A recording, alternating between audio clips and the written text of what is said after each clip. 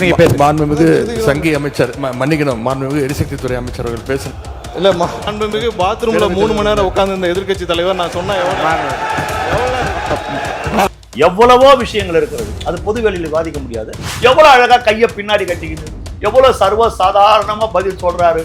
அப்படியே தாளாற்றா மாதிரி இருக்குது அவருடைய பேச்சு. அமித்ஷாக்கு அடுத்தது தளபதி விஜய் தான், தளபதி தான், வெற்றி தளபதி தான் போது அது எவ்வளவு பெரிய ஒரு தமிழ்நாட்டுக்கு ஒரு பெருமை. இதுல என்ன இவங்களுக்கு அசிங்கம் வேதம் எனக்கு ஒன்றும் புரியல.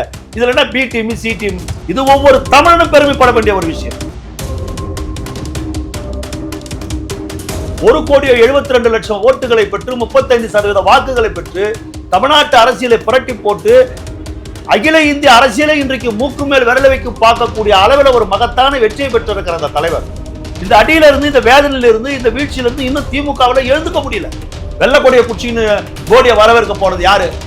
திமுக தானே போச்சு. இன்னைக்கு மத்திய சர்க்காரே சொல்லி இருக்குது, மாநில மொழி பாடலை நீங்க முன்னாடி பாடிங்க, இந்தியா முழுமைக்கும் இந்த விடுதலையை பெற்று தந்தவர் தளபதி. அது எப்படி சிவகுமார் தண்ணி கொடுத்துருவார், இவர் போனா கொடுத்துட்டு அங்க இருக்கிற எதிர்கட்சிகளாம் சும்மா இருப்பாங்களா அப்படின்னு இவங்களே எரியிற நெருப்புல எண்ணெல்லாம் ஊத்துறாங்க. இது தமிழ்நாட்டில் இருக்கிற அத்தனை மக்களும் பார்த்துக்கிட்டு இருந்தாங்க. நீ வருவன் நான் பார்த்தேன், நீ வரலையா? உன்னை பார்க்க நான் வரேன்.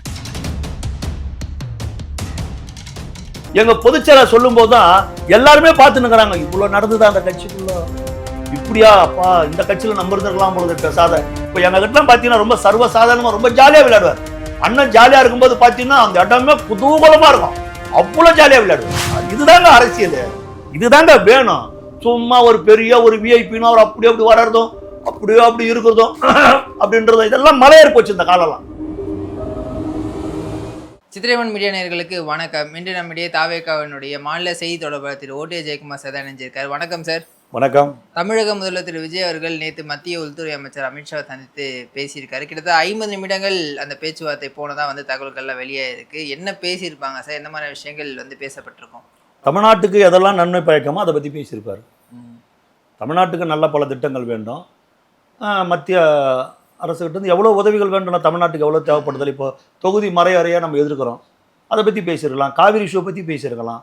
இப்படி பேசுறதுக்கு நிறைய இருக்குதுல்ல. ஒரு உள்துறை அமைச்சர்கிட்ட ஒரு மாநில முதலமைச்சர் பேசுவதற்கு எவ்வளவோ விஷயங்கள் இருக்கிறது, அது பொது வெளியில் வாதிக்க முடியாது. எவ்வளோ விஷயங்கள் இருக்குது. அவர் தமிழ்நாடு சார்ந்துன்னு பேச போறாரு, வேற என்ன பேச போறாரு? அதில் சாப்பாடுல வர கொடுத்துருந்தாரு, அதெல்லாம் நம்ம பார்த்தோம். அது ஒரு பண்பு, புரியுதுங்களா? அது ஒரு பண்பு, ஒரு மரியாதை.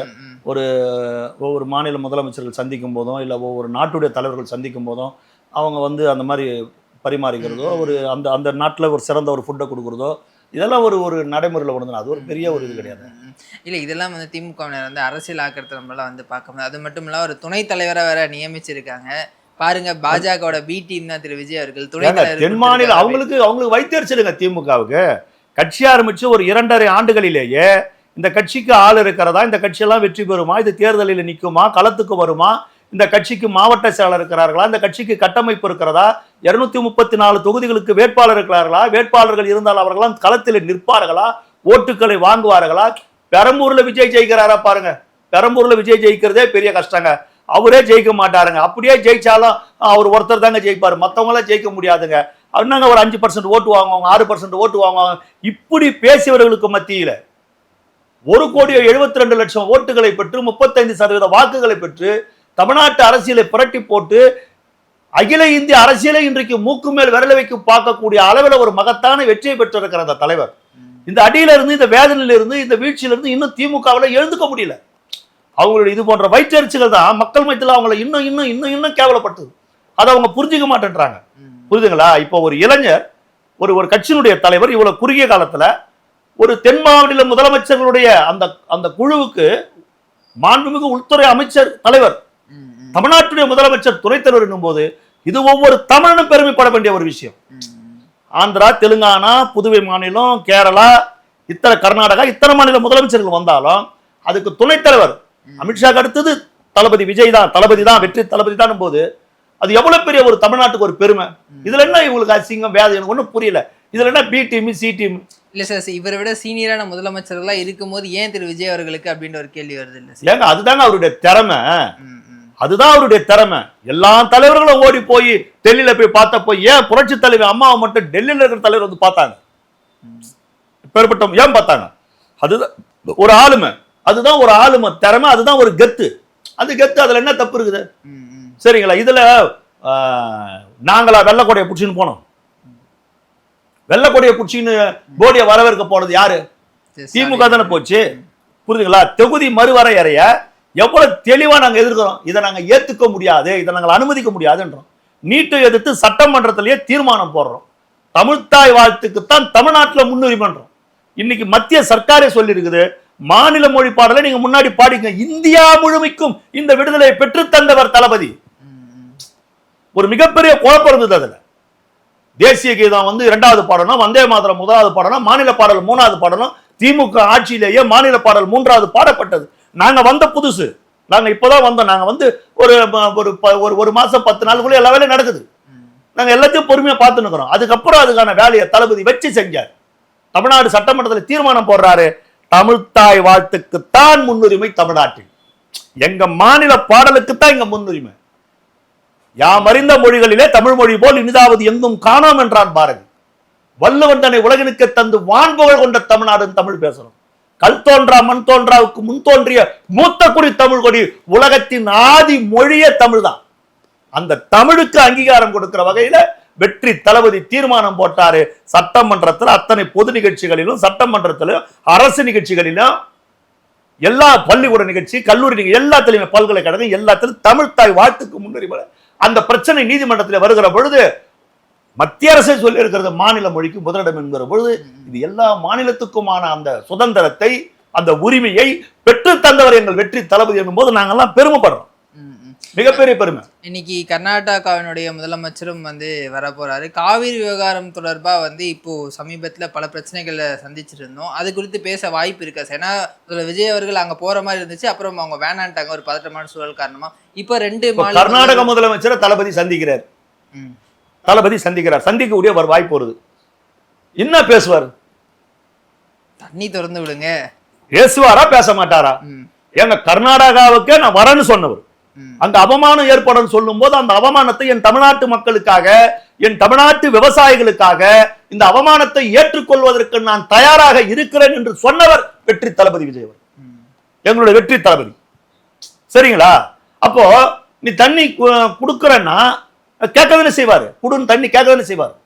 அந்த மாநிலத்துக்கு வந்து கேட்கறாங்க. அப்புறம் அந்த மாநிலத்துக்கு அவங்க வந்து இங்க சூழ்நிலை சரியில்லை, பிரச்சனை சரியில்லை, நீங்க வராதிங்கன்னாங்க. அதுக்கப்புறம் வெற்றி தளபதி போல இங்க இருக்கிறவங்க ரொம்ப சந்தோஷப்பட்டாங்க, இவர் போவாதால, எங்க இவர் போய் ஏதாவது வெற்றி அடைஞ்சிட போறாருன்னு இவங்களே வந்து அது எப்படி சிவகுமார் தண்ணி கொடுத்துருவாரு, இவர் போனா கொடுத்துட்டு அங்க இருக்கிற எதிர்கட்சிகள்லாம் சும்மா இருப்பாங்களா அப்படின்னு இவங்களே எரியிற நெருப்புல எண்ணெல்லாம் ஊத்துறாங்க. இது தமிழ்நாட்டில் இருக்கிற அத்தனை மக்களும் பார்த்துக்கிட்டு இருந்தாங்க. தளபதியால போக முடியல. ஆனா தளபதியால கர்நாடகாவுக்கு போக முடியல. ஆனா இயற்கையே மழை பெஞ்சி காவிரி எண்ணியே கரை புரண்டு என் தளபதி வாழுகிற இந்த மண்ணை நோக்கி ஓடி வந்தான். நீ வருவன் நான் பார்த்தேன், நீ வரலையா, உன்னை பார்க்க நான் வரேன்னு சொல்லி காவிரி அன்னையே தளபதி தேடி வந்தால. இயற்கை அந்த வரத்தை கொடுத்தது இல்ல. இதெல்லாம் திமுக வைத்தறிச்சல், பொறாம. சென்னை பாஷையில சொல்லணும்னா காண்டு. சென்னை பாஷைன்னு சொன்னோன்னே நேற்று வந்து சட்டமன்றத்தில் திரு புசி ஆனந்தாவுடைய பேச்சு அனைவராலும் பாராட்டப்பட்டது. எவ்வளவு தெளிவா பேசுறேன், யதார்த்தமான ஒரு பேச்சு. அது எப்படி எவ்வளவு யதார்த்தமா புசி ஆனந்தன். நானே அப்படியே ஆச்சரியப்பட்டு போய், என்னடா எங்க அண்ணன் இப்படி பேசுறாரு, இவ்வளவு அருமையா பேசுறாரு, இவ்வளவு பிரமாதமா பேசுறாரு, நாங்க என்னவோ பேசுற மாதிரி எனக்கெல்லாம் போன் பண்ணி வாழ்த்து சொல்றாங்க.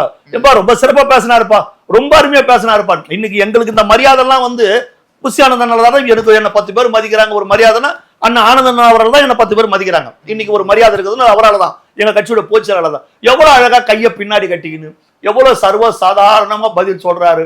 அப்படியே தாளாற்றா மாதிரி இருக்குது அவருடைய பேச்சு. அண்ணே அண்ணே நீங்க பேசுனீங்க அண்ணே, நீங்க எப்படி பேசுனீங்க உங்க தலைவரை பத்தி, அந்த மாதிரி நாங்க எங்க தலைவரை பத்தி பேசுறேன்னு எவ்வளவு அழகா சொன்னார். எவ்வளவு அப்படியே இன்னும் கொஞ்ச நேரம் பேசுவாரா, இன்னும் கொஞ்ச நேரம் பேசுவாரா, நம்ம அப்படித்தானே இருந்தது. நாங்கெல்லாம் ரொம்ப யோசனை பண்ணோம். 75,000 ரூபாய் தான் இருக்குதுன்னாரு.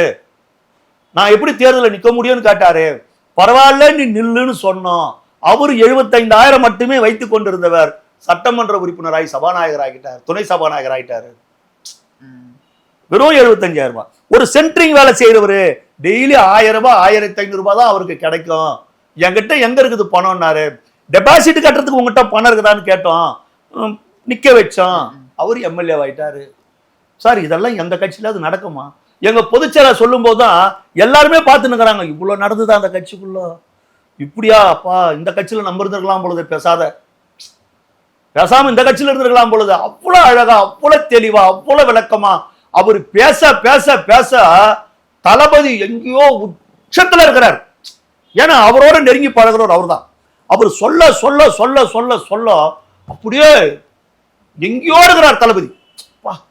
இவ்வளோ இவ்வளோ இவ்வளோ ஒரு மனிதரா, அவ்வளோ ஒரு அழகான ஒரு ஸ்பீச் நேற்று அவர் பொதுச்செயலர் கொடுக்குறப்போ, எங்கள் உயிரே போனாலும் நாங்கள் தளபதியோட தான் இருப்போம், அடுத்த ஜென்மோன்னு ஒன்று இருந்தா அதுவும் அவரோடவே நாங்கள் இருக்கணும், 2 கோடி ரூபாவை இங்கே வச்சுட்டு தளபதி போட்டா வச்சுட்டு எது வேணும்னு கேட்டா எங்க ஆட்கள் தளபதி போட்டாவை தான் எடுப்பாங்கன்னு சொல்லும் போது எந்த அளவுக்கு பேசுறாரு பாருங்க. உண்மையிலே ஆனந்தனுடைய பேச்சு வரலாற்று சிறப்பு வாய்ந்த பேச்சு. நேற்று சட்டமன்றத்தில் ரொம்ப பிரமாதமா பேசினார், ரொம்ப பிரமாதமா ஆனந்தன் பேசினார்.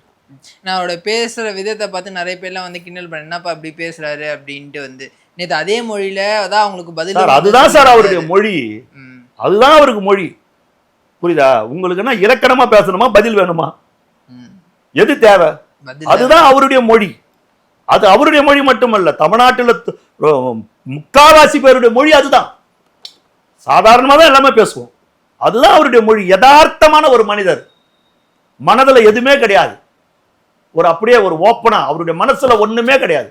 ஒரு நல்ல தெய்வ பக்தி உள்ளவர், நல்ல தெய்வ பக்தி. நேற்று கூட பாத்தீங்கன்னா அந்த நீர்வளத்துறை அந்த மானியம் அது பேசுறதுக்கு முன்ன பாத்தீங்கன்னா அந்த சட்டமன்ற அந்த கோட்டை வளாகத்துல இருக்கிற நாகாத்தம்மன் கோவில் ஒண்ணு இருக்கும்.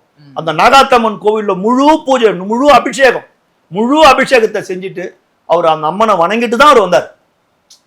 அம்மனை வணங்கிட்டு தான் வந்தார். மிகப்பெரிய தெய்வ பக்தி, எனக்கு தெரிஞ்சு ரொம்ப தெய்வ பக்தி உள்ள ஒரு மனிதர். அப்போ யதார்த்தமா பேசுறாரு, உண்மையா பேசுறாரு. அவர் மனசுல ஒண்ணும் கிடையாது, மனசுல அழுக்கு கிடையாது, நேர்மையான ஒரு மனிதர். நல்ல ஒரு ஒரு ஒரு குழந்தைத்தனமானவர், ஒரு குழந்தை மாதிரி விளையாடுவார். இப்போ எங்க கிட்டலாம் பாத்தீங்கன்னா ரொம்ப சர்வசாதாரணமா ரொம்ப ஜாலியா விளையாடுவார்.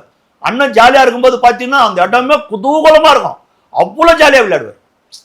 புரியுதுங்களா? அவ்வளவு ஜாலியா விளையாடுவார். இதுதாங்க அரசியல், இதுதாங்க வேணும். சும்மா ஒரு பெரிய ஒரு விஐபின்னு அவர் அப்படி அப்படி வர்றதும் அப்படியோ அப்படி இருக்கிறதும் அப்படின்றதும் இதெல்லாம் மலையேறி போச்சு இந்த காலம்லாம்.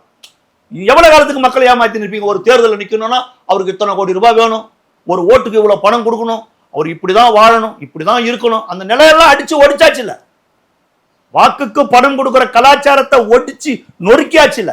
ஒரு சாதாரண ஒரு சாமானியர்களால் கட்டமைக்கப்பட்டிருக்கிற சாம்ராஜ்யம் தான் தமிழக வெற்றி கழகத்தினுடைய இந்த ஆட்சி.